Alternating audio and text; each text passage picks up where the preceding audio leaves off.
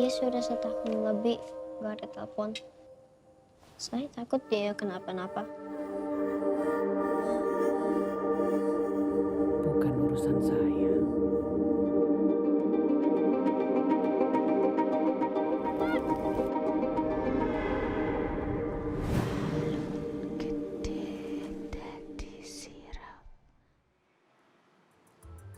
Yes, that was the trailer for The Myth of Dewa, or Alkisah Si Dewa in Indonesian. It is a short film from Utuh Studio in association with Cinema Lima. The short tells the story of a boy who was looking for his missing older brother and then met Mbok Sirni, a blind woman who is able to see the future. It is directed by Brahma Putra Wijaya and produced by Annisa, Adjam. Yes, this morning we have the producer and Cinema Lima CEO Annisa Adjam right here in the studio to talk about this film, but also to talk about the short film industry in Indonesia in general. So let's say hello to her. Hello, Annisa. Hello. Good morning, Annisa. Good morning. This is so exciting, actually. This is the first time I've heard of your company, Cinema Lima, that focuses so much on the short film in Indonesia. This is actually an untapped, well, I feel, is an untapped market in Indonesia. So could you please explain to us what is Cinema Lima trying to do, and what is the landscape of short film industry in Indonesia at the moment? Thank you. You're welcome. Yes, I mean, I'm honored to be here, talking about my company. It's quite new, it's established. It was initiated in 2019, but it was just actually our founder just came back from his study in Prague, Czech Republic, in Macedonia. And then he just wanted to share with his fellow alumni, like a younger student that is kind of enrolled in a private university in Tangerang. But then it was sort of becoming organically, they want to learn more, and then he invited his previous lecturer from the Europe and then sharing it to online with them. And then we become official a class, online class, regular classes, and inviting public to enroll in our classes in 2020. So it's quite new, but then at the same time it was also pandemic era, and then we thought remote learning is also a good alternative for them to learn more. And we sort of tapping not only filmmaking student, but also the one who come from music, fashion, design, even F&B, to also experience how to learn about film. At least they know what is filmmaking about, and especially starting from short film as a proof of concept, and then as the learning process that they can achieve in Indonesia. Why focus on short films? For us, it's they thought okay, a short film, there has no market in it because there's no distribution channel. Yes, but then coming from the founder itself actually studied in overseas. We are fortunate enough to study in Europe, UK, and also US. And we thought there's a gap in what happened in our country. But at the same time, there's a lot of demands as well. People wanted to do creative, and then we have digital platform and stuff like that. So short film is not just a thing, but it's more something that we can generate with technology as well, and then we can actually adapt with what current human wants as well in daily life. So we think that is a future as well. So it's not compared to another long form and stuff like that. It's precisely they have their own life.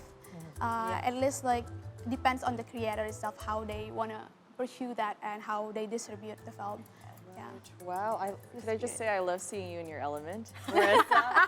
It's so inspiring. Oh, you're sweet. I love how it gives the freedom to be creative for anyone to do that. Now, for your students, what background do they usually come from, and what are the programs like? I mean, for someone like me, example, with no background or knowledge whatsoever in filmmaking, can I still maybe even apply for a program? Yeah, so basically before we design the course, we also have a survey. We tap on cinephile community, we gathered 100 responses. How do they see if they're very interested, very passionate in watching film, but somehow they also wanted to do That's me. I love watching films. A little idea in their brain, and they know, I mean, we believe in the spirit of everyone is a storyteller. Yes. But only people who learn about the perseverance and the persistency can survive as a filmmaker. So just we believe that the differences is just like that. But Right. everyone, we believe, has their own background story, unique background, that they have like more ideas in their mind, like little mind. So yeah, answering your question, we have introduction courses as well that designed for people who doesn't even have filmmaking background or knowledge. Because it happened to me because I studied film during my master's, not in my bachelor. I see. I was in communication before, so I also feel like I'm not confident. How do I enter film?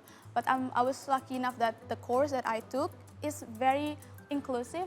They let people from journalistic, they let people from design to actually taste how the film works and do I eligible enough to pursue it as my career in the future? Yeah. So yeah.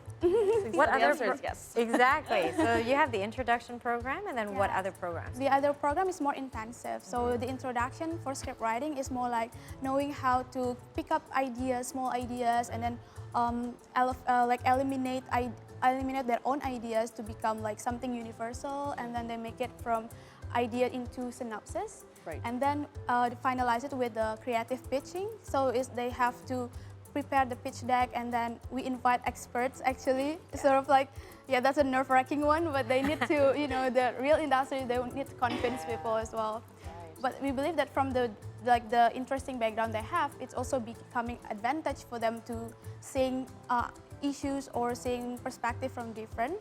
And then for the one that already make a film, for example, they can took like the intensive one, is the short film lab. It's sort of like more selective because we curated from their synopsis, and the goal is to create synopsis to first draft of scenario. Wow. So it's more like 2 weeks, and then suddenly they need like working on that script until the second month. Yeah, with the intensive feedback and mentoring and group peer learning process. Yeah, So basically, Cinema Lima is a film school. yeah, but Would you say a turns film out school? it was like a film community at first, but then suddenly becoming, because we also produce the alumni film. Correct. So we co-produced first, and then we produced again another film, and then we thought like, okay, we have actually becoming creative company, we call it, because we are not like only production house, so we call it creative company. And then, but we present our community, and people will get engaged more in the community. Right. So we thought like we're not separating it, but it's more like a union, that a collective and inclusive filmmaking spirit that we want to establish. And the alumni can work in other company as well. We are encouraging them to spread the spirit and ethical and like creative brainstorming in other company as well. So yeah. So you distribute as well, right? I mean, Yeah. Because the problem with short films is that it's so hard to access them. Sometimes you almost have to go direct to the director or the producer of that particular film to ask for access to watch their films, right? Yeah. So how do you see Cinema Lima's role in making sure that, hey, you guys don't have to know the director or the producer first to access these films? It's almost like I imagine that one day there is some sort of a streaming platform specifically for short films. That would be amazing. So actually there are.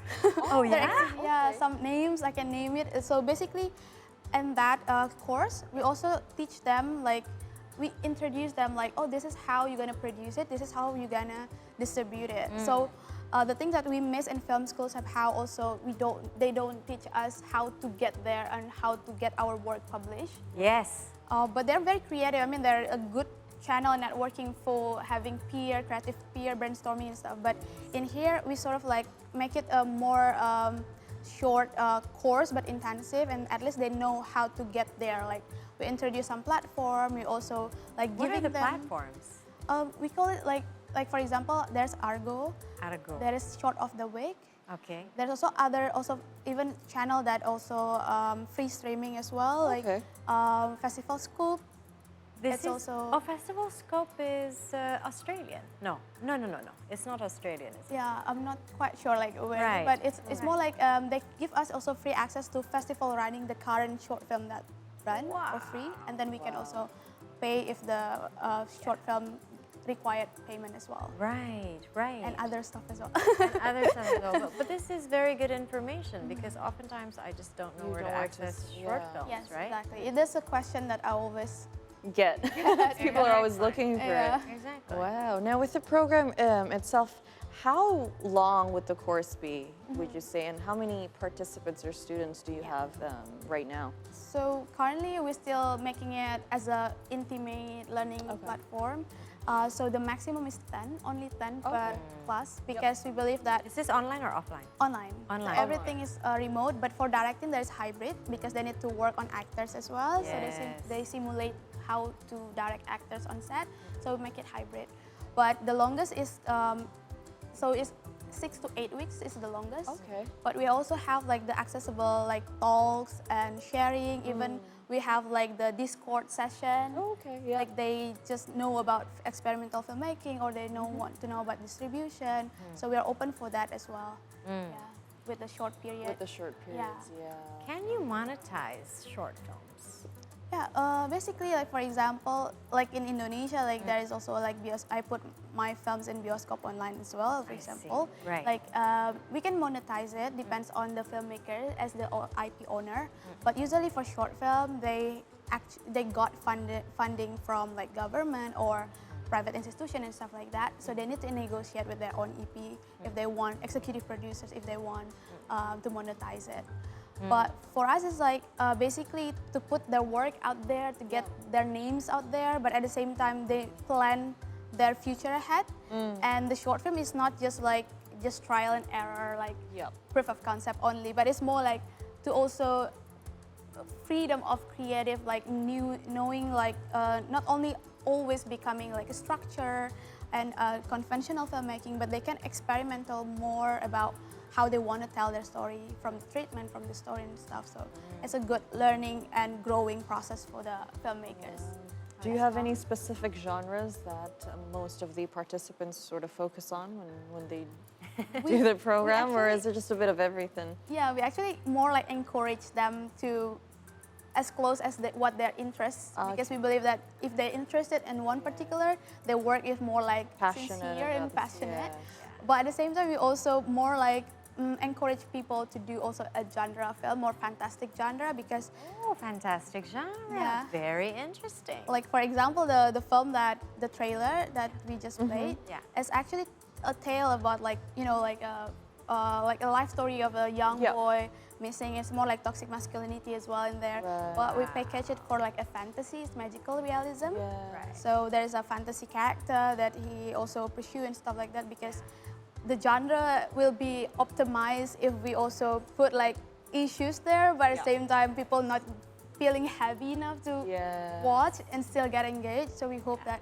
people can make use of more fantastic genre. We encourage the student, but yeah, it depends on them. Right. They're real, yeah. Of course. So what would you think, what would you say are the strengths of short film format that long form format find it challenging to tap into? Yeah. Like earlier, I mean, it's like genre, magical realism. Yeah. Yeah. Apart from they can, trial, not really trial, but it's more like they can actualize the concept in their mind, but also like depends on the audience itself. Like I always encourage the filmmakers also know their audience, because these days like audience have different attention span. Yeah. Like if they depends on their occasion, if they want to watch a long format, but at the same time also they just want to get something that's interesting enough for them. Yeah. Yeah, especially with TikTok, your attention span is 15 seconds. Yes, like particle films also very interesting.